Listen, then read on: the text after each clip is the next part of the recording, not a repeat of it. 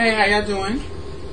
This is Diamond. I have a friend here with me to do this video. I haven't done a video in a long time, and I think that my sound is not gonna match my video, but yeah, that's okay.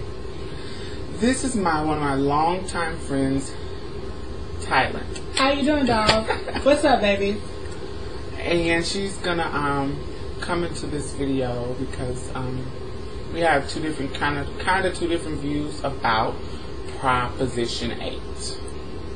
And what we want to talk about today is how does it affect transsexuals. Now we know that everybody in the community has something to say about it, so we're going to talk about how it affects transsexuals because that's who we are.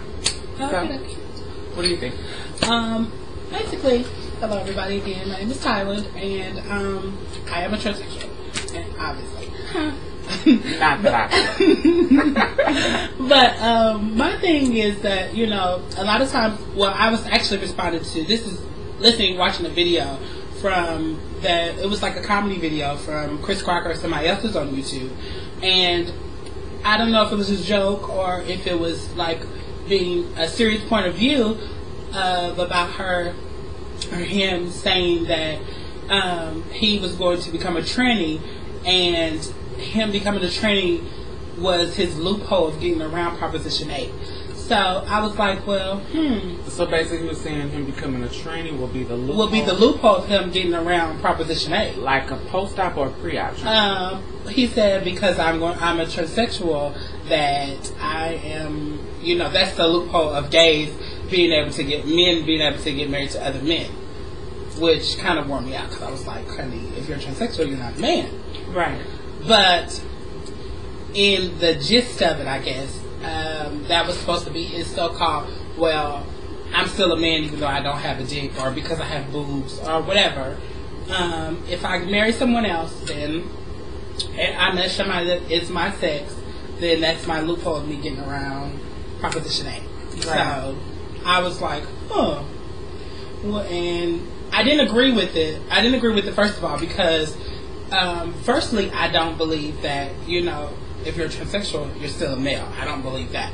And I don't believe that if you're transsexual and you date a guy that is still considered a homosexual relationship. I don't believe that.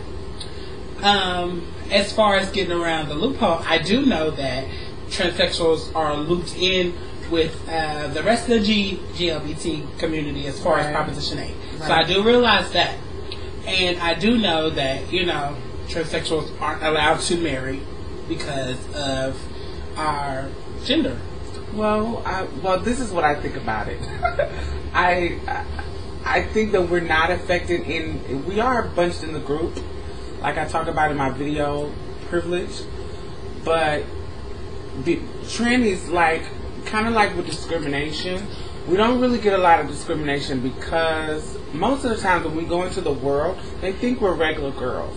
So we don't get the hate and the pointing and the laughing and the ridicule that somebody who is obviously a homosexual or stuff like that. So when we go in with our husbands, just like that situation, when we go in with our husbands, our boyfriends, and we try to get married, especially if we have the F, like, you know, for the female on our ID, especially when we have that, we really can get through. We can sign the papers. We can be legally married on paper without any questions or anything like that. So it's kind of, yeah, it affects us, and yes, we're kind of doing something illegal if we haven't actually had the sex change. That's where I'm at. That's right. Where it still is, to me, not a legal thing to do, because you are, even if you do have F on your ID, or you're extremely passable, like, and I know, you know, we get this all the time, you know, with being extremely passable or whatever, you do have F on your ID, you go in there, and because we do know people who have been married, who, you know, they haven't had the surgery, but because they're extremely passable, they have an F on their ID, and they have been married. It's like, it still is, even though, you know, you love these people and you love their bonds that they're in, but it's still an illegal marriage, you know what I'm saying? Yeah, so but if you're getting... you're passing a loophole, but it's still illegal. But my thing is the legal matters of it all. Like, you know, what happens if something happens to me? Say I'm married to Tom, Dick, and More Dick, and we're married. Well, I get into a car accident. Right. And I'm wore out.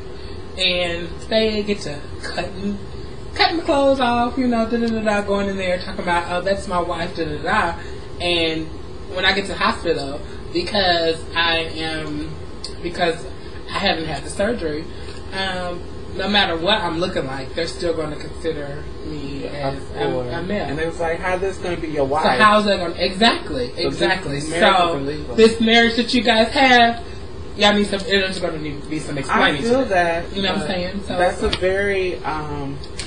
This isn't illegal. That's what I'm saying. I definitely understand that. But if you can, I feel like if you can get through and get past the legal, and you can get all the benefits, and you're not getting in accidents, getting your clothes off, and you can get your husband's check and cash it and do all that good stuff that good wives do. If you can get through, make it happen. Get through, make it happen. I feel that, but at the same time, like it's like the thing about my thing is if that's all good and dandy, then and the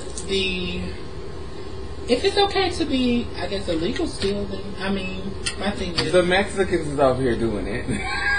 I just feel, though, if I'm married, I want it to be like marriage. I want it to be, I'm the wife, no doubt. This is what's going on, whether I'm hurt, going through life, whatever happens. I want to be able to say, this is my husband, and I'm his wife, you know what I'm saying? So that's just my thing with that. I want my stuff to be legal and binding. And I think that's what marriage is about, the legal and binding of a marriage. So I think keeping it that way, that's what makes it a marriage to me. Because like if I don't have a surgery, you know what? That is an interesting concept, but not a concept, but that's true. As far as it being the legal and binding part being important, because you know, in the heterosexual community, marriage is supposed to be about, you know, the love and the bond and all of that good, the sacredness, la of joining it. When hold on, we have another guest knocking on the door. Maybe it's somebody who wants to get married. I'm gonna check my page. Alright, we're doing the video. 1 second. Come on. Hello, Mel. Hey. Oh, we have more people coming in. This is Skittles. Can't see your face. Can't see your Let me face. let y'all see. Hey. Well, basically, but back to what I was saying. Hello, world. And this is Braylon. Say hi. She gives you nothing but hands. Baseball mitts. Baseball mitts. Sammy Sosa's.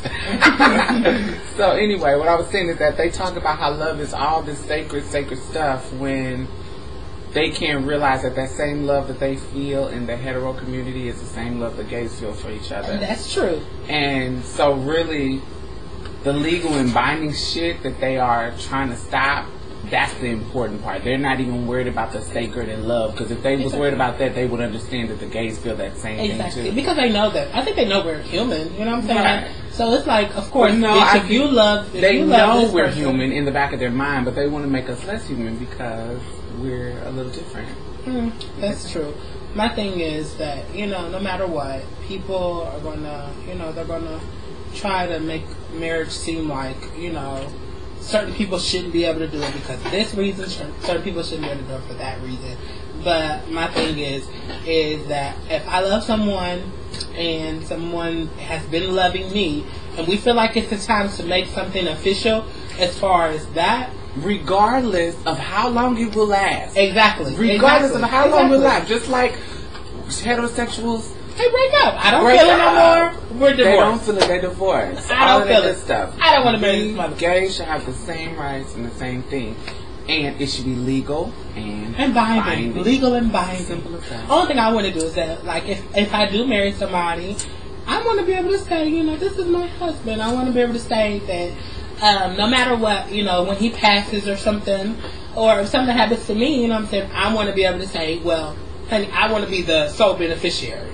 I want to say, well, this is how we're going to do things, you know. This with is how my we're going to do husband. the funeral. This Exactly. is how we're going to split this. This is how we're going to do that, because this is what he left me. This is what he told me. Because more often than not, when we're with somebody, whatever happens, it's like usually because of everybody ostracizing the person that gays or transsexuals or somebody's with.